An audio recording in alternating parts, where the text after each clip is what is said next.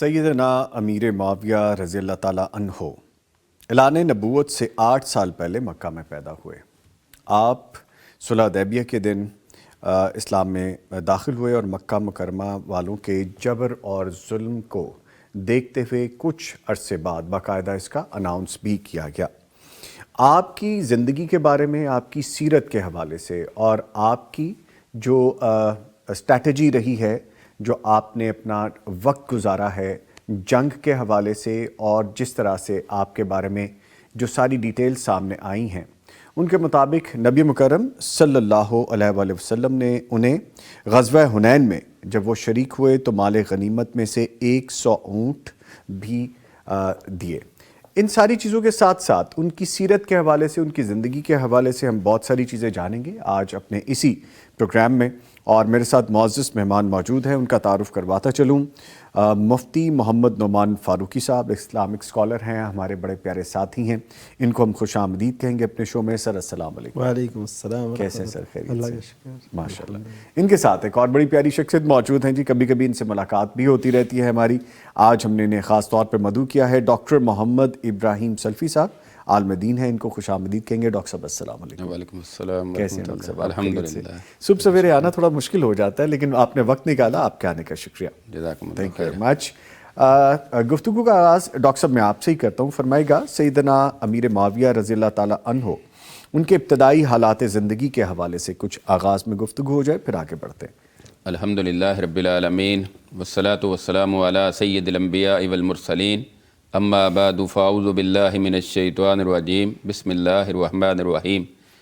رضی اللہ عنہم ورضوا عنہ، اولئک حزب اللہ، الا ان حزب اللہ هم المفلحون۔ سیدنا امیر معاویہ رضی اللہ تعالیٰ عنہ کے والد محترم سیدنا ابو سفیان رضی اللہ تعالیٰ عنہ ہیں، جو کہ خود بھی صحابی ہیں، حضرت امیر معاویہ رضی اللہ تعالیٰ عنہ، اور ان کے والد محترم حضرت ابو سفیان رضی اللہ تعالیٰ عنہ وہ بھی صحابی رسول ہیں، اور ان کی والدہ محترمہ سیدہ ہند بنت عتبہ رضی اللہ عنہا وہ بھی صحابیہ ہیں۔ گو کہ ابتدا میں ان کو اسلام کی غر سے ہی دشمنی ملی۔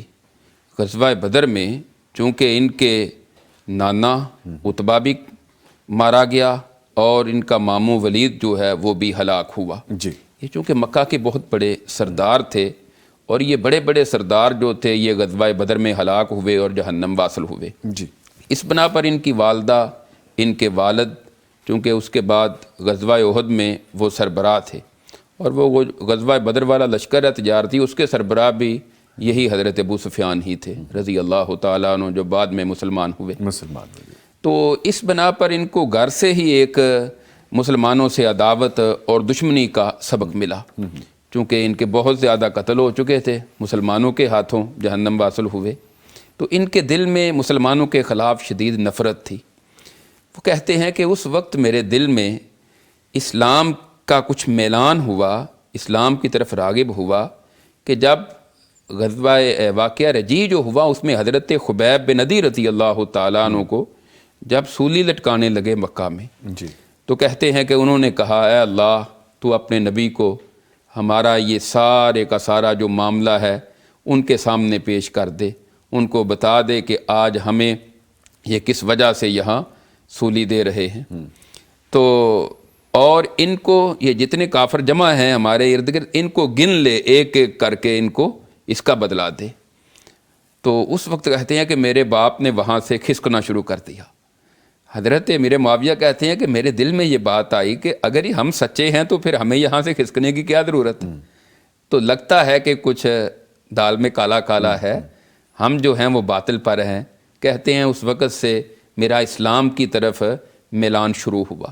پھر آگے بڑھتے بڑھتے بعد روایات سے یہ معلوم ہوتا ہے کہ یہ نبی کریم صلی اللہ علیہ وسلم نے عمرہ قضا جو کیا ہے سن 7 ہجری میں، اس وقت یہ مسلمان ہو گئے تھے۔ لیکن انہوں نے اپنی والدہ کو ایک دن بتایا تو والدہ کہتی تھی کہ اگر میں ان کے باپ کو بتاؤں تو وہ ان کو سخت سزائیں دیں گے۔ اناؤنس نہیں کیا، اور اگر نہ بتاؤں تو ممکن ہے کہ یہ کہیں یہاں سے بھاگ کر یہ مدینہ نہ چلے جائیں۔ وہ اس پریشانی کے عالم میں رہتی تھی۔ تو ایک دن بتا ہی دیا ابو سفیان کو کہ آپ کا بیٹا جو ہے اس کے دل میں اس طرح اسلام کی کچھ محبت ہے، تو وہ کہنے لگے میری بھی کچھ یہی کیفیت ہے۔ تو اس طرح یہ مسلمان ہوئے، اور حضرت ابو سفیان رضی اللہ تعالیٰ عنہ جو ہیں وہ پھر فتح مکہ پر باقاعدہ مسلمان ہوئے، اور انہوں نے بھی اعلان جو ہے وہ فتح مکہ کے موقع پر ہی کیا ہے۔ ٹھیک ہے، ٹھیک ہے، بعد میں اناؤنس کیا اس کو باقاعدہ۔ اچھا، میں نعمان صاحب کی جانب بھی آؤں گا۔ نعمان صاحب، یہ فرمایا گیا کہ خلفائے راشدین کے ساتھ اسلامی ریاست کے استحکام میں سیدنا امیر معاویہ کا کردار کیا رہا؟ ویسے تو ڈیٹیل بڑی لمبی ہے، لیکن وقت کے ساتھ ساتھ آپ نے بتانی ہے چیزیں تاکہ ہم مزید بھی آگے چل سکیں۔ زیادہ تر جو تعلق ہے، جب یہ سلسلہ شروع ہوا، جب وہ مسلمان ہوئے اور پھر اپنی خدمات اسلام کے لیے صرف کرنی شروع کر دی، ہمیں حضرت معاویہ رضی اللہ تعالیٰ عنہ کا جو تذکرہ ملتا ہے کئی جنگوں کے اندر، مثلا فتح کیساریہ جو فلسطین کا اس وقت ایک علاقہ تھا، تو اس کی فتح کے لیے اصل میں یہ شام اور اس کی وساطت سے روم سے ایک ٹکر تھی مسلمانوں کی، یعنی اس وقت کی جو عالمی طاقت تھی اس سے ٹکراؤ تھا۔ تو اس میں فتح کیساریہ کا ایک بہت بڑا کردار ہے، اور اس کے جو کمان کر رہے تھے وہ سیدنا امیر معاویہ رضی اللہ تعالیٰ تھے۔ حضرت عمر رضی اللہ تعالیٰ کے دور میں ہوئی، یعنی ان کا ایک نمایاں کردار ملتا ہے، اور انہوں نے جس طریقے سے یہ کامیابی حاصل کی اس وجہ سے ان کو آئندہ بھی بہت سے ایسے مواقع دیے گئے کہ وہ اچھی قیادت کر سکتے ہیں امت کی۔ اس سے پہلے پھر حضرت جو ہیں ان کے بھائی تھے، ان کا نام یزید تھا۔ حضرت معاویہ کے بیٹے کا نام بھی یزید، حضرت معاویہ کے بھائی کا نام بھی یزید تھا، یزید بن ابی سفیان۔ وہ بڑے فتوحات میں، حضرت ابوبکر کے دور سے وہ فتوحات میں شامل تھے۔ تو ان کی وفات کے بعد پھر حضرت عمر رضی اللہ تعالیٰ عنہ نے ان کو مقرر کر دیا تھا شام کے علاقے کا، اور فلسطین کے اردن کے کچھ علاقے کا انہوں نے ان کو والی مقرر کر دیا تھا، حضرت عمر رضی اللہ تعالیٰ۔ اس کے بعد حضرت عثمان نے ان کی مزید ولایت کو بڑھایا۔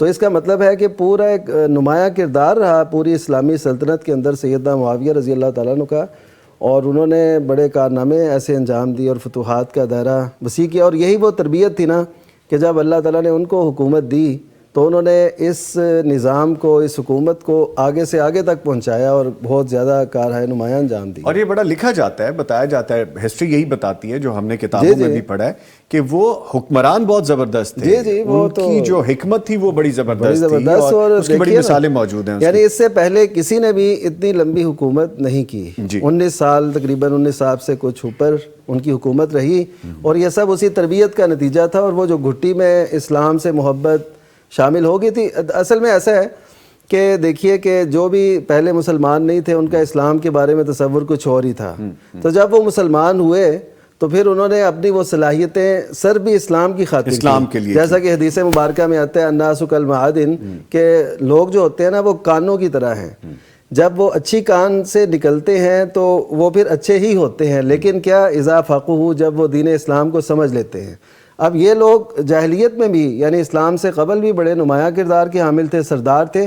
اسی لیے تو ابھی جیسا کہ شیخ نے واقعہ بیان کیا، تو حضرت عباس رضی اللہ تعالیٰ عنہ نے باقاعدہ حضرت ابو سفیان کو ساتھ لے کے جب نبی صلی اللہ علیہ وسلم تشریف لا رہے تھے مکہ پر پیش قدمی کے لیے، تو انہوں نے بٹھا کے سارے لشکر دکھائے حضرت ابو سفیان کو، ان کے دل میں اسلام کی محبت ڈالی، اور انہوں نے نبی صلی اللہ علیہ وسلم کی خدمت میں پیش کیا تھا۔ اور اسی وجہ سے آپ نے فرمایا تھا کہ من دخل دار ابی سفیان فہو آمن، کہ جو دار ابی سفیان میں داخل ہوگا وہ امن سے ہے۔ یہ اعزاز تھا۔ ٹھیک ہے۔ اچھا ڈاکٹر صاحب، میں پڑھ رہا تھا کہ کاتب وحی بھی ہیں اسلام میں، ہم پوری ہسٹری پڑھتے ہیں کہ وہ باقاعدہ نبی مکرم صلی اللہ علیہ وسلم پہ جو وحی آتی تھی لکھتے تھے، پڑھے لکھے تھے، تو اس حوالے سے کیا خدمات رہی ہیں؟ جب سیدنا معاویہ رضی اللہ تعالیٰ عنہ مسلمان ہوئے، بلکہ اس سے تھوڑا سا پیچھے جائیں تو مکہ میں نبی کریم صلی اللہ علیہ وسلم کے دور میں ٹوٹل 17 لوگ تھے جو لکھنا پڑھنا جانتے تھے، یعنی پورے مکہ میں صرف 17 لوگ تھے، اور ان 17 میں 3 یہ باپ بیٹا تھے، حضرت ابو سفیان رضی اللہ تعالیٰ عنہ، حضرت یزید بن ابی سفیان رضی اللہ تعالیٰ عنہ، اور حضرت معاویہ بن ابی سفیان رضی اللہ تعالیٰ عنہ، یعنی یہ 3 لکھنا پڑھنا جانتے تھے۔ جب یہ مسلمان ہو گئے تو حضرت ابو سفیان رضی اللہ تعالیٰ عنہ نے نبی کریم صلی اللہ علیہ وسلم سے پیشکش کی کہ آپ اگر امیر معاویہ کو اگر ان کو کاتب وحی کے طور پر مقرر کر لیں، تو آپ صلی اللہ علیہ وسلم نے فرمایا ٹھیک ہے۔ یہ کاتب وحی اور نبی کریم صلی اللہ علیہ وسلم کے ساتھ پھر جو ان کو چند سال ملے ہیں، چونکہ فتح مکہ 8 ہجری میں ہوا ہے، 11 ہجری میں نبی کریم صلی اللہ علیہ وسلم کی وفات ہے. تو یہ 2-3 سال جو ملے ہیں حضرت امیر معاویہ رضی اللہ تعالیٰ عنہ کی ہمیشہ یہ کوشش ہوتی کہ آپ کے پاس رہتے، اور بعض اوقات رات بھی اپنی بہن کے پاس جا کر سیدہ ام حبیبہ رضی اللہ تعالیٰ عنہ وہ ان کو کھانا کھلاتی، پیش کرتی، جو رسول اللہ صلی اللہ علیہ وسلم کی جو کہ وہ اہلیہ تھی، تو تاکہ میں ان کے گھر ہوں گا، رسول اللہ پر جو وحی آئے گی میں وہ لکھ لوں گا، تو کاتب وحی. اور اس کے ساتھ ساتھ میں سمجھتا ہوں کہ امیر معاویہ رضی اللہ تعالیٰ عنہ کے بارے میں لوگوں میں بڑے منفی سوچ پائی جاتی ہے، اور شاید ان کی لا علمی کی وجہ سے ہے. جبکہ امیر معاویہ رضی اللہ تعالیٰ عنہ کو اللہ تعالیٰ نے جو اعزاز دیا ہے، اور کوئی اعزاز بھی ان کے لیے نہ ہو، بے شمار اعزازات ہیں. صرف صحابیت کا جو اعزاز ہے یہی بہت بڑا اعزاز ہے، اور صحابیت کا شرف اللہ تعالیٰ نے جن بندوں کو اپنے نبی کے لیے خاص کیا ہے ان کو دیا ہے، ہر ایک کو یہ شرف نہیں مل سکا. اور جو عمومی صحابہ اکرام کے فضائل ہیں کہ صحابہ اکرام جنتی ہیں، صحابہ اکرام کو اللہ تعالیٰ نے فائزون کہا ہے، صحابہ اکرام کو اللہ تعالیٰ نے راشدون کہا ہے، ہدایت یافتہ کہا ہے، یہ سارے کے سارے فضائل حضرت امیر معاویہ رضی اللہ تعالیٰ عنہ کو بھی حاصل ہیں. اور پھر نبی کریم صلی اللہ علیہ وسلم نے خصوصی طور پر حضرت امیر معاویہ رضی اللہ تعالیٰ عنہ کے لیے دعائیں کی ہیں. آپ نے فرمایا کہ حضرت امیر معاویہ رضی اللہ تعالیٰ عنہ کے لیے اللہم اجعلہ ہادیا و مہدیا، اے اللہ اس کو ہدایت والا بنا دے، ہدایت یافتہ بنا دے. اور صرف اس کو ہدایت یافتہ نہیں بلکہ اس کو لوگوں کے لیے ذریعہ ہدایت بنا دے کہ یہ لوگوں کے لیے بھی ہدایت کا ذریعہ بن جائیں. اور پھر نبی کریم صلی اللہ علیہ وسلم نے یہ بھی حضرت امیر معاویہ رضی اللہ عنہ کے لیے دعا، اے اللہ معاویہ کو کتاب کا علم عطا کر دے اور اللہ اس کو عذاب سے بچا لے. تو یہ نبی کریم صلی اللہ علیہ وسلم کی طرف سے جو خوشخبریاں ہیں امیر معاویہ رضی اللہ تعالیٰ عنہ کے لیے، اگر ان کو دیکھا جائے تو پھر کوئی بھی مسلمان ان کے بارے میں منفی سوچ نہیں رکھ سکتا. مسکنسیپشن جو ہے وہ کلیئر کرنا بڑا ضروری ہے، جو آپ نے بھی بتایا. اچھا نعمان صاحب یہ فرمائیے گا کہ جو سیاسی استحکام ہے سیدنا امیر معاویہ رضی اللہ عنہ کے حوالے سے ہم بات کریں کہ ان کے دور میں مسلمانوں کو جو سیاسی استحکام ملا وہ کیا تھا؟ صحیح. اچھا اس میں نا بنیاد یہ ہے، ایک جیسے ابھی شیخ نے حدیث بیان کی اللہم اجعلہ ہادیا مہدیہ، تو ہادی اور مہدی یعنی رہنما بھی اور ہدایت یافتہ بھی. اس تناظر میں ہم دیکھتے ہیں کہ نبی صلی اللہ علیہ وسلم نے ان کے لیے، ایک اور بھی صحابی ہیں ان کے لیے بھی آپ نے دعا کی. تو اس سے پتہ چلتا ہے کہ ہادی اور مہدی ہونا، رہنما ہونا، اس کا مطلب ہے اس کا ایک معنی ہوتا ہے، اور ہدایت یافتہ یعنی یہ ہدایت پر رہیں. اور واقعتاً پھر ایسے ہوا کہ جب اللہ تعالیٰ نے انہیں اقتدار دیا اور حالات کی تبدیلیوں سے جو بھی حکومت اسلامی قائم ہوئی، ظاہر ہے وہ خلافت علی منہاج النبوت کی طرز پہ تو نہیں تھی، لیکن ایک اسلامی حکومت تھی اور باقاعدہ اسلامی حکمران تھے. ٹھیک ہے. تو ان کو جب یہ حکومت ملی نا، اب ان کے طرز حکومت میں چند چیزیں عرض کرتا ہوں. جی کہ حضرت معاویہ رضی اللہ تعالیٰ نے ایک دن مدینہ تشریف لائے، صحیح بخاری کی روایت ہے. تو مدینہ میں انہوں نے نا وگ دیکھی، یہ جو بالوں کا گچھا ہوتا ہے، یہ دیکھا تو وہ ان کے پہرے دار کے ہاتھ میں تھا. تو انہوں نے کہا کہ این علماؤکم یا اہل المدینہ، اہل مدینہ تمہارے علماء کہاں ہیں؟ میں وہ چیز نبی صلی اللہ علیہ وسلم کے اس شہر میں دیکھ رہا ہوں جس سے آپ صلی اللہ علیہ وسلم نے منع فرمایا. یعنی ایک اس بات پہ ایک وقت کا حکمران اس حدیث مبارکہ کے پیش نظر اس قدر سٹینڈ لے رہا ہے اور علماء کو جھنجھوڑ رہا ہے جو مدینہ کے ہیں، اس لیے کہ ان کو پتہ ہے کہ سنت کی اس حوالے سے مخالفت نہ ہو. یہ بطور حکمران تھے وہ، اور اس دور میں انہوں نے اس چھوٹی سی بات پہ یہ نوٹس لیا. اچھا اسی طرح ایک صحیح بخاری کی یہ بھی روایت ہے، انہوں نے دیکھا، وہ آئے مدینہ، مکہ میں اس وقت تھے، تو انہوں نے دیکھا کہ لوگوں نے نا وہ روزہ نہیں رکھا ہوا یہ عاشورہ کا 10 محرم کا. تو انہوں نے کہا کہ نبی کریم صلی اللہ علیہ وسلم نے اس کا حکم بھی دیا ہے اور رکھتے بھی تھے اور نہیں بھی رکھتے تھے، میں رکھ رہا ہوں روزہ. تو یہ آپ یعنی حضرت معاویہ رضی اللہ تعالیٰ نے نبی صلی اللہ علیہ وسلم کی حدیث کا حوالہ دیا اور کہا کہ میں روزہ رکھ رہا ہوں. تو اس بنیاد پر لوگوں نے روزہ رکھا. اب میں کہتا ہوں کہ ایک حکمران ہو، اسلامی حکمران، اور آج کے دور میں اس کا تصور بھی نہیں ہے کہ ایک حکمران ہو آ کے لوگوں کو روزے کی ترغیب دے، اور وہ بھی عاشورہ کے روزے کی.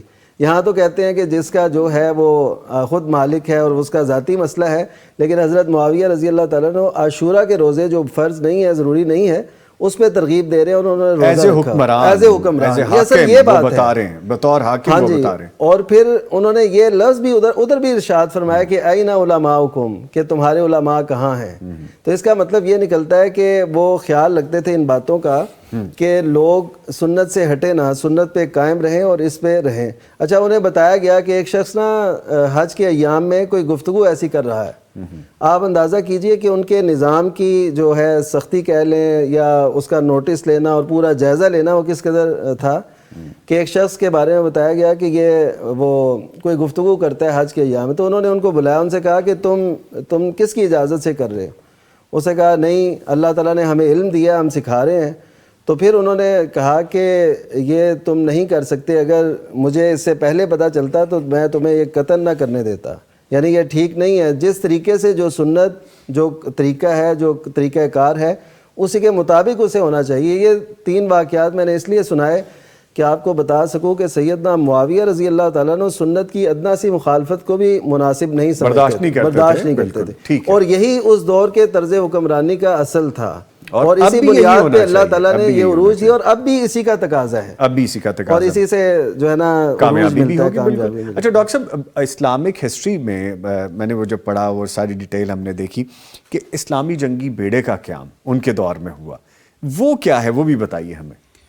اس کے متعلق صحیح بخاری میں ہے، سیدہ ام حرام بنت ملحان رضی اللہ تعالیٰ عنہ بیان کرتی ہیں. جی، یہ نبی کریم صلی اللہ علیہ وسلم کی رضائی خالہ تھی، رشتہ میں لگتی تھی.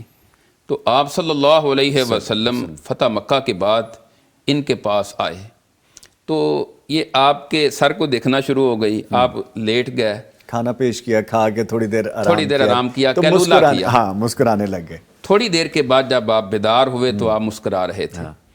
سیدہ ام حرام رضی اللہ تعالیٰ عنہ عرض کرتی ہیں، اے اللہ کے محبوب، آپ کس وجہ سے مسکرا رہے؟ آپ نے فرمایا کہ مجھے ایک لشکر دکھایا گیا ہے میری امت کا، اور وہ سمندر میں سفر کر رہا ہے، اور وہ اس طرح سفر کر رہا ہے جس طرح بادشاہ اپنے تخت پر براجمان ہوتا ہے. یہ کیفیت میں نے دیکھی ہے. اور پھر آپ نے فرمایا اول جیش من امتی یغزون البحر قد اوجبوا، میری امت کا پہلا گروہ جو سمندری سفر کرے گا ان پر واجب ہو گئی ہے جنت، واجب. حافظ ابن حجر رحمہ اللہ نے لکھا ہے کہ اس سے مراد اوجبوا واجب ہو گئی ہے، واجبت لہم الجنہ، ان کے لیے جنت واجب ہو گئی ہے. حضرت امیر معاویہ رضی اللہ تعالیٰ عنہ چونکہ شام کے گورنر تھے، اور یہ حضرت عمر رضی اللہ تعالیٰ عنہ کے دور سے ہی شام کے گورنر چلے آ رہے تھے. تو شام کی طرف روم کی سرحد تھی، درمیان میں سمندر تھا. رومی جو تھے وہ مسلمانوں کو تنگ کرتے تھے اپنے بحری جہازوں کے ذریعے آ کر، ساحل سمندر پر جو بسنے والے مسلمان تھے ان کو لوٹ مار کرتے تھے. حضرت امیر معاویہ رضی اللہ تعالیٰ عنہ نے امیر المومنین سیدنا عمر بن خطاب رضی اللہ تعالیٰ عنہ سے درخواست کی کہ آپ ہمیں اجازت دیں، ہم بھی اس طرح کا کوئی بحری بیڑا تیار کریں. ٹھیک ہے. حضرت عمر رضی اللہ تعالیٰ عنہ فرمانے لگے کہ چونکہ ان کے لیے پہلے کوئی اپنی مسلمانوں کی اس طرح کی کوئی مثال موجود نہیں تھی، وہ کہنے لگے مسلمانوں کی جان کتنی قیمتی ہے، سمندر میں نیچے پانی ہوتا ہے، اوپر آسمان ہوتا ہے، کوئی ایک مسلمان بھی ڈوب گیا تو اس کا کیا بنے گا، لہذا میں اجازت نہیں دیتا. میں اس طرح کرتا ہوں کہ اس طرف چوکیاں بنا دیتے ہیں، ہمارے فوجی جو ہیں وہ اس طرف پہرا دیا کریں گے.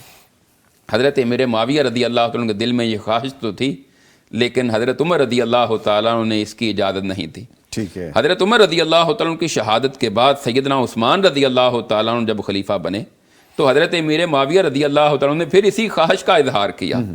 حضرت عثمان رضی اللہ تعالیٰ عنہ نے کہا کہ میں آپ کو اجازت دیتا ہوں. 1 سال میں انہوں نے 500 بحری جہاز تیار کروائے. حضرت امیر معاویہ رضی اللہ تعالیٰ عنہ نے آپ اندازہ کریں اس دور کا، آج کا دور جدید مشینری کا جب دور، سہولتیں نہیں تھیں، جب سہولتیں نہیں تھیں، 500 بحری جہاز 1 سال کے اندر تیار کروایا. حضرت عثمان رضی اللہ تعالیٰ نے کہا کہ آپ جائیں، آپ کی اہلیہ ساتھ جائے، لیکن آپ نے مجاہدین کی نہ قرآن اندازی کرنی ہے، نہ کسی پر پابندی لگانی ہے. جو اپنی مرضی سے رضا کرانہ طور پر آپ کے ساتھ جائیں گے وہ چلے جائیں. ٹھیک ہے. حضرت امیر معاویہ رضی اللہ تعالیٰ نے ایسے ہی کیا، اور ان کے ساتھ بہت سارے صحابہ کرام بھی اس اعزاز میں شریک ہونے کے لیے چلے گئے، چونکہ رسول اللہ نے جنت کی خوشخبری دی تھی. اور پھر جا کر انہوں نے پہلا جو فتح کی ہے وہ فتح قبرص ہوئی ہے. قبرص جزیرہ تھا، قبرص جزیرہ جو تھا، وہاں جا کر پھر انہوں نے جہاد کیا، اللہ تعالیٰ نے مسلمانوں کو کامیابی عطا کی. اور وہ جو حدیث میں نے ذکر کی ہے صحیح بخاری کی، وہ بھی مکمل کر دوں. تو نبی کریم صلی اللہ علیہ وسلم پھر آرام کرنے لگے. یہ تو پہلی بات ہوگی نا. ہاں جی بالکل. پھر آرام کرنے لگے. دوبارہ کچھ دیر کے بعد پھر بیدار ہوئے. آپ جب اٹھے تو پھر مسکرا رہے تھے. سیدہ ام حرام رضی اللہ تعالیٰ عنہ کہنے لگی اللہ کے رسول آپ کس وجہ سے مسکرا رہے؟ آپ نے پھر وہی ارشاد فرمایا کہ میری امت کا ایک لشکر پیش کیا گیا ہے جو سمندر پر اس طرح سفر کر رہا ہے جس طرح بادشاہ تخت پر بیٹھا ہوتا ہے. تو کہنے لگی اللہ کے رسول دعا کریں میں بھی اس لشکر میں شامل ہو جاؤں. ہاں جی وہ شامل. آپ نے فرمایا تو پہلے میں ہے. تو پہلے میں. اور جو پہلا وہ لشکر تھا وہ حضرت میرے معاویہ رضی اللہ عنہ کی قیادت میں گیا تھا اور وہ جزیرہ قبرص انہوں نے فتح کیا. اس میں پھر حضرت ام حرام رضی اللہ تعالیٰ عنہ بھی شامل تھی اپنے خامد حضرت عبادہ بن صامت رضی اللہ تعالیٰ عنہ کے ساتھ. اور جب وہاں سے واپسی ہونے لگے تو اپنے گدے سے گدا بدکا اور وہاں سے وہ نیچے گری تو شہید ہو گئی. اور ان کی قبر آج بھی جزیرہ قبرص میں موجود ہے. تو جو دوسری آپ نے پیشینگوئی کی تھی لشکر، وہ لشکر تھا جو قسطنطنیہ گیا تھا. آپ نے ان کے لیے بھی یہی کہا تھا کہ اول جیش من امتی یغزون مدینہ قیصر مغفور اللہم، کہ جو میری امت کا پہلا لشکر جو جائے گا قسطنطنیہ قیصر کا جو شہر ہے وہاں جہاد کے لیے جائے گا تو ان کو بھی بخش دیا گیا ہے. سیم ایسے جیسے پہلے یہ دوسرا لشکر تھا. وہ پہلا 28 ہجری میں گیا تھا حضرت عثمان رضی اللہ عنہ کے دور خلافت میں، اور یہ دوسرا حضرت میرے معاویہ رضی اللہ تعالیٰ عنہ کے دور خلافت میں گیا تھا جس میں ان کے بیٹے تھے اور اسی طرح حضرت حسین رضی اللہ تعالیٰ عنہ بھی اس لشکر میں شامل تھے. اچھا ڈاکٹر صاحب بڑا انٹرسٹنگ ہو گیا. تھوڑا سا اور آگے چلیں ہم اسی بات میں کہ جو ان کے دور حکومت میں عدلیہ اور انتظامیہ کے جو چیزوں کو انہینس کیا گیا، مزید بہتر کیا گیا، وہ کیا تھا؟ وہ چیزیں بھی بتائیے. اصل میں خلفائے راشدین جو تھے ان کا دور حکومت عمومی طور پر دیکھا جائے تو ان کے دور حکومت میں عدلیہ اور انتظامیہ دو الگ الگ ڈپارٹمنٹ تھے. یعنی عدلیہ جو تھی وہ حکومت کے ماتحت نہیں ہوا کرتی تھی کہ حکومت جو کہے عدلیہ وہی فیصلہ کرے. اور میں یہ سمجھتا ہوں کہ کسی بھی ملک کی کامیابی اور کسی بھی معاشرے کی ترقی میں اس کا بنیادی کردار ہے کہ عدلیہ آزاد ہو. تو عدلیہ آزاد تھی. انہوں نے مختلف قاضی مقرر کیے ہوئے تھے مختلف علاقوں میں کہ وہ جو فیصلے کرتے تھے. حضرت فضالہ بن عبید رضی اللہ تعالیٰ عنہ کو انہوں نے شام کا قاضی مقرر کیا تھا اور یہ مسلسل کافی سال رہے، حتیٰ کہ حضرت میرے معاویہ رضی اللہ تعالیٰ عنہ جب کسی جگہ جہاد کے لیے جاتے تو پیچھے قائم مقام بھی ان کو بناتے، اپنا نائب حضرت فضالہ بن عبید رضی اللہ تعالیٰ عنہ کو قائم مقام بنا کر جاتے. اسی طرح انہوں نے مدینہ میں قاضی مقرر کیا تھا سیدنا ابو ہریرہ رضی اللہ تعالیٰ عنہ کو. کوفہ میں قاضی شریح، یہ حضرت عمر رضی اللہ تعالیٰ عنہ کے دور سے ہی چلتے آ رہے تھے اور اب ان کے دور میں بھی یہ لمبا عرصہ تک کوفہ میں قاضی رہے ہیں. تو اس طرح انہوں نے مختلف علاقوں میں جو قاضی بنائے ہوئے تھے وہ فیصلہ کرتے تھے اور وہ حکومت کے ماتحت نہیں ہوتے تھے. ماتحت اس اعتبار سے کہ وہ آزادانہ ان کو یہ فیصلہ کرنے کی اجازت ہوتی تھی، ان پر کوئی پابندی نہیں تھی. اور جو انتظامی معاملات ہیں، انتظامی معاملات میں حضرت عمر رضی اللہ عنہ کے دور میں گو کہ پولیس کا باقاعدہ انتظام ہو گیا تھا. نبی کریم صلی اللہ علیہ وسلم کے دور میں پولیس کی ضرورت ہی نہیں تھی. حضرت عمر رضی اللہ عنہ کے دور میں انہوں نے ضرورت محسوس کی کہ جو عدالتیں ہیں ان کے فیصلے نافذ کرنے کے لیے اور جرائم پر قابو پانے کے لیے پولیس بنائی جائے. انہوں نے آغاز اس کا کر دیا تھا، لیکن امیر معاویہ رضی اللہ تعالیٰ عنہ نے اس کو باقاعدہ طور پر بڑی آپ کہہ لیں کہ مزید تدبر کے ساتھ پولیس کا باقاعدہ محکمہ قائم کیا اور پھر اس کے اندر مزید ڈسپلن بنا کر ان کو قاضیوں کے فیصلوں کا نفاذ کرنے کا حکم دیا کہ تاکہ ملک کے اندر امن و امان اور سکون رہے. باقاعدہ سسٹم ڈیولپ کر دیا، باقاعدہ سسٹم جو ہے وہ ڈیولپ کیا گیا. ٹھیک ہے. اچھا نعمان صاحب آپ گفتگو سن رہے ہیں، مجھے پتا آپ کے پاس بھی چیزیں بتانے کے لیے. حضرت عمر فاروق رضی اللہ تعالیٰ عنہ اور حضرت عثمان غنی رضی اللہ تعالیٰ عنہ ان سے خوش تھے، ان کے حلم، ان کی بردباری، ان کی دیانتداری، اس حوالے سے بھی بتائیے پھر. جی سیدنا معاویہ رضی اللہ تعالیٰ عنہ کے بہت سے اوصاف ہیں، ان میں سے ان کا حلم اور بردباری یہ بہت زیادہ معروف ہے. فراخ دلی بھی اس میں شامل ہے. جی وہ ایسا ہے کہ ان کا ایک قول ہے بڑا مشہور، وہ کہتے ہیں کہ جب مجھے کوڑے سے مسئلہ حل ہوتا ہو تو میں اگلے اقدام کی طرف نہیں جاتا، اور اگر زبان سے مسئلہ حل ہوتا ہو تو کوڑے کی طرف بھی نہیں آتا. لیٹ می ایڈ دس، یہ بات بڑی زبردست آپ نے کی. وہ کہا جاتا ہے نا کہ انہوں نے تلوار سے کم اور زبان سے زیادہ انہوں نے چیزوں کو حل کیا. اور ان کا وہ بڑا زبردست ایک نظام تھا، اور کوئی بھی اس کو وہ ہر چیز کی وہ خبر رکھتے تھے کیسے کیسے، اور اسی وجہ سے ان کی حکومت جو ہے بڑی طویل تھی اور انہوں نے کارہائے نمایاں انجام دیے. اور انتظامی سطح پر بھی ان کے بہت سے ایسے ہیں. اور اس کے ساتھ ساتھ ان کا جو نبی کریم صلی اللہ علیہ وسلم سے ایک تعلق تھا وہ بھی بڑا قابل غور ہے. اس پہ میں یہ عرض کروں گا سر کہ نبی کریم صلی اللہ علیہ وسلم نے ایک حدیث ارشاد فرمائی تھی کہ ان قریب مصر فتح ہوگا، یعنی اشارہ کیا تھا کہ ایک شہر فتح ہوگا، علاقہ، تو اس میں قرات رائج ہوگا. تو نبی صلی اللہ علیہ وسلم نے فرمایا تھا کہ تم نے ان کے ساتھ بھلائی کرنی ہے، کیونکہ ان سے ایک ذمہ بھی ہے اور ایک رحم بھی ہے اور سحر بھی ہے. ذمے کا مطلب یہ ہے کہ حق ہے، رحم کا مطلب یہ ہے کہ اسماعیل جو تھی وہ مصر سے تھی، ٹھیک ہے، ایک تو یہ. اور ایک ماریہ قبطیہ رضی اللہ تعالیٰ عنہ کے بارے میں بھی کہا جاتا ہے کہ مصر سے تھی. اور سحر سے مراد ہے ماریہ قبطیہ رضی اللہ تعالیٰ عنہ کی، وہاں سے ان کا لنک تھا. جی اچھا، اس سے یہ پتہ چلتا ہے کہ نبی صلی اللہ علیہ وسلم کے چاہے سسرالی رشتہ دار ہوں، چاہے ننہالی رشتہ دار ہوں، چاہے ددیالی رشتہ دار ہوں، وہ سب کے سب ہمارے لیے بہت قابل احترام ہیں. تو یہ جو حضرت معاویہ رضی اللہ تعالیٰ نے، یہ خال المومنین یعنی مومنوں کے ماموں ہیں. ہاں جی. تو اس وجہ سے نبی کریم صلی اللہ علیہ وسلم کی اس حدیث کے پیش نظر کہ جن سے سسرالی رشتہ داری ہو ان کا خیال رکھنا چاہیے. اور حدیث مبارکہ میں بھی یہ آتا ہے کہ ان حق ما اکرم بالرجل ابنۃ اختہ، کہ آدمی کا سب سے زیادہ جس کی وجہ سے احترام کیا جانا چاہیے اس کی بہن یا بیٹی ہے. تو حضرت معاویہ رضی اللہ تعالیٰ عنہ کے بارے میں ہمیں ان باتوں کو بھی ضرور خیال رکھنا چاہیے کہ نبی کریم صلی اللہ علیہ وسلم کے سسرالی خاندان سے تعلق رکھتے ہیں. اور نبی صلی اللہ علیہ وسلم کے سامنے حضرت حبیبہ رضی اللہ تعالیٰ عنہ نے ایک دفعہ دعا کی، صحیح مسلم کی روایت ہے. انہوں نے کہا کہ اللہم متعنی بزوجی رسول اللہ صلی اللہ علیہ وسلم، کہ اللہ مجھے میرے خامند رسول اللہ صلی اللہ علیہ وسلم کے ذریعے سے زیادہ دیر فائدہ پہنچا. پھر انہوں نے کہا میرے بھائی حضرت معاویہ کی وساطت سے مجھے دیر تک فائدہ پہنچا.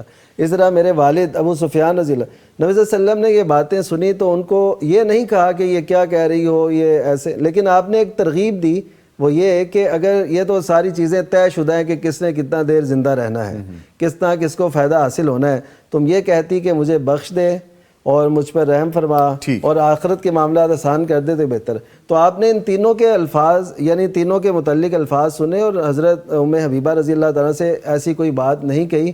اس سے پتہ چلتا ہے کہ جو چیزیں ان کے اندر تھیں وہ فائدہ خود بھی پہنچاتے تھے اور دوسروں کو بھی فائدہ دیتے تھے. اور یہ ان کا گھر میں بھی اور ریاست میں بھی ان کا یہی ایک طرز عمل تھا، طرز حکمرانی بھی یہی تھا ان کا. اسلامی ثقافت کو فروغ دینے کے لیے ان کا کنٹریبیوشن ہے، وہ بھی بیان کر دیجئے ساتھ ہی، چونکہ آپ بتا رہے ہیں چیزیں تو یہ بھی ایڈ ہو جائے گا. ہاں جی، اسلامی ثقافت انہوں نے دیکھیے سب سے پہلے تو اپنی تہذیب کو انہوں نے وہ بالا کیا. جی. حالانکہ یہ لوگ اکثر وہ تھے جو دیگر ممالک سے ادھر آئے اور یہاں پہ دفاعی جو انتظام تھا اس کو بھی انہوں نے بہت مستحکم کیا. یعنی دفاعی اعتبار سے کوئی بھی ادھر میلی آنکھ سے بھی نہیں دیکھ سکتا تھا. حتیٰ کہ اگر کبھی باہمی طور پر کوئی خلفشار پیدا بھی ہوئی تو حضرت معاویہ رضی اللہ تعالیٰ نے رومیوں کو دو ٹوک الفاظ سے کہا کہ یہ نہ سمجھنا کہ یہ باہمی خلفشار کی وجہ سے ہم کوئی کمزور ہیں، اس وجہ سے ایسے حالات کے اندر بھی دشمن جو ہے نا اس طرف کچھ نہیں کر سکا. تو وہ تہذیب کو بھی بالا کرتے تھے، وہ دین کو بھی بالا کرتے تھے، اور انہوں نے دفاع کو بھی بڑا مستحکم کیا اور ڈاک کے نظام کو بھی بڑا بہترین کیا. تعلیم کے حوالے سے انہوں نے بہت سے کارہائے نمایاں انجام دیے اور جگہ جگہ انہوں نے ایسے انسٹیٹیوٹ اور ایسے ادارے قائم کیے تاکہ، اور میں سمجھتا ہوں کہ ان کی جو وسعت نظر ہے وہ ایسی تھی کہ انہوں نے ایک ایک چیز کا جو ہے نا جائزہ لے کے اس پر قانون نافذ کیا اور اس کے مطابق اسٹریٹجیز بنائی. اچھا سر، ڈاکٹر صاحب یہ فرمائے گا اسلامی تاریخ میں ان کا جو حکمت عملی جو ان کی رہی ہے، اسلامی تاریخ میں جو ہسٹری پڑھتے ہیں، کس طرح آج کے دور میں ہم اس سے رہنمائی لے سکتے ہیں کہ ہم وہ امپلیمنٹ کر سکیں؟ آج اس چیز کی ضرورت ہے. سیدنا امیر معاویہ رضی اللہ تعالیٰ عنہ نے جس تدبر کے ساتھ، جس بصیرت اور حکمت کے ساتھ انہوں نے اپنا سارا سسٹم چلایا ہے، جی، اگر آج ہمارے حکمران اور ہم اس روشنی سے فائدہ اٹھائیں اور اس کے مطابق ہم اپنے ملک کے نظام کو ڈیولپ کریں، تو جس طرح ان کے دور میں بہت ساری خرابیوں پر انہوں نے کنٹرول کیا ہے.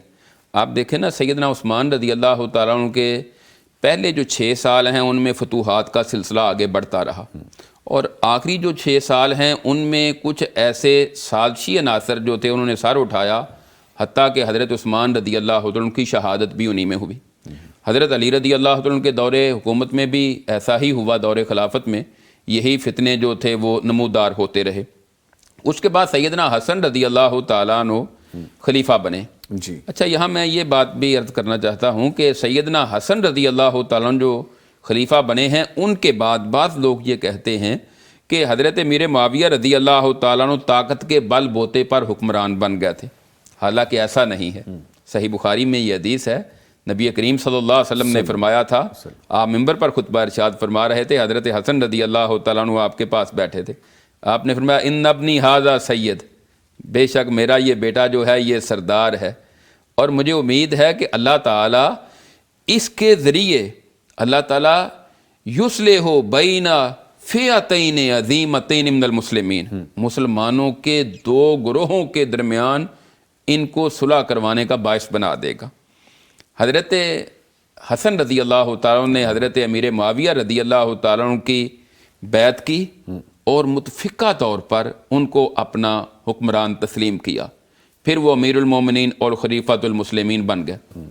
اب حضرت حسن رضی اللہ تعالیٰ عنہ، حضرت حسین رضی اللہ تعالیٰ عنہ، دونوں نے حضرت امیر معاویہ رضی اللہ تعالیٰ عنہ کی بیعت کی، لیکن ان حالات میں بہت سارے فتنے تھے جو چاہتے تھے کہ ہم خرابی پیدا کریں۔ ایک خوارج تھے، خارجیوں کا گروہ، جن کے متعلق نبی کریم صلی اللہ علیہ وسلم نے پیشین گوئی کی تھی۔ حضرت معاویہ رضی اللہ تعالیٰ نے ان پر قابو پایا۔ اسی طرح ایک سبائی تحریک تھی، ان پر قابو پایا۔ جس طرح آج کل ہمارے ہاں بعض لوگ ملک کے دشمنی کرتے ہیں اور اسلام کو بدنام کرنے کی کوشش کرتے ہیں، ہماری حکومت اور سلامتی کے ادارے ان پر کنٹرول کرتے ہیں، تو اسی طرح حضرت امیر معاویہ رضی اللہ عنہ نے ملک میں امن و امان قائم کیا۔ تو آج ہمارے حکمرانوں کو بھی چاہیے کہ ان کا عدالتی نظام دیکھیں، ان کا انتظامی معاملات دیکھیں، اور کس طرح انہوں نے مختلف شورشوں اور مختلف خرابیوں کو اور فتنوں کو دبا کر انہوں نے امن و امان قائم کیا اور ملک کو ایک واقعتاً بہترین اسلامی ریاست جو ہے وہ بنایا، اور وہ ہمارے لیے ایک مشعل راہ ہیں حضرت امیر معاویہ رضی اللہ تعالیٰ عنہ کا یہ کردار اور ان کا یہ انداز۔ اور بعض علاقوں میں کچھ بغاوت پھیل رہی تھی، جس طرح کوفہ میں تو حضرت مغیرہ بن شعبہ رضی اللہ تعالیٰ عنہ کی بہت زیادہ گرپ مضبوط تھی۔ بصرہ کے حالات جو تھے وہ کچھ پریشان کن تھے، وہاں حضرت عبداللہ بن عامر رضی اللہ عنہ تھے، اور وہ بہت زیادہ نرم طبیعت کے مالک تھے، بہت زیادہ نرمی۔ بعد کا لوگ نرمی سے بھی نجات فائدہ اٹھاتے ہیں۔ حضرت امیر معاویہ رضی اللہ تعالیٰ نے وہاں تبدیلی کی، حارث بن عبداللہ ازدی رضی اللہ تعالیٰ کو گورنر بنایا، لیکن وہ بھی نرم تھے۔ پھر انہوں نے اپنے بھائی زیاد بن ابی سفیان کو، جو ان کے ستیلے بھائی تھے، ان کو وہاں گورنر بنایا۔ انہوں نے جا کر پہلا خطبہ دیا، انہوں نے کہا لوگوں میں تم پر ظلم و ستم نہیں کروں گا، لیکن تمہیں ظلم و ستم کرنے بھی نہیں دوں گا۔ خلاصہ اس کا یہ تھا۔ تو پھر بصرہ جو ہے یہ بھی ایک امن و امان کا مرکز بن گیا۔ تو ہمیں بھی چاہیے کہ ان کی سیرت سے ہم استفادہ کریں اور اپنے ملک کو امن و امان کا گہوارہ بنائیں، اور واقعتاً ملک کے اندر اسلام نافذ کر کے اس کو ایک بہترین اسلامی ریاست کے طور پر دنیا کے سامنے ماڈل کے طور پر پیش کریں۔ اسلامک ہسٹری میں ہمارے پاس یہ ساری مثالیں موجود ہیں، ہم ایک ایک کر کے بھی اگر سیکھنا شروع کر دیں تو بہت ساری چیزیں بہتر ہو سکتی ہیں۔ اور مجھے یہاں پہ چونکہ کلوزنگ کرنی ہے اپنے سیگمنٹ کی، وہ بات بھی یاد آ گئی کہ نبی مکرم صلی اللہ علیہ وسلم نے سیدنا امیر معاویہ رضی اللہ تعالیٰ عنہ سے فرمایا تھا کہ اگر تم حکمران بن جاؤ تو لوگوں کے ساتھ حسن سلوک سے پیش آنا، اور تب سے انہوں نے کہا کہ میرے ذہن میں آ گیا کہ اگر میں حکمران بن جاؤں گا، تو نبی مکرم نے کہا تھا، اور اس میں اشارہ بھی تھا حکمران بنیں گے۔ تو یہ ساری مثالیں ہمارے سامنے موجود ہیں۔ جی میں چاہتے تو تھے کہ ہم مزید بھی گفتگو کریں، نعمان فاروقی صاحب کو بھی زیادہ سے زیادہ موقع دیں، لیکن نعمان فاروقی صاحب اب اپنا پروگرام بھی کرتے ہیں تو زیادہ موقع وہاں پہ بھی لے لیتے ہیں۔ تو بہرحال میں بہت شکریہ ادا کروں گا اپنے معزز مہمانوں کا جو ہمارے ساتھ موجود رہے۔ ہمارے ساتھ موجود ہے جی مفتی محمد نعمان فاروقی صاحب، اسلامک اسکالر۔ سر آپ کے آنے کا بہت شکریہ، تھینک یو ویری مچ۔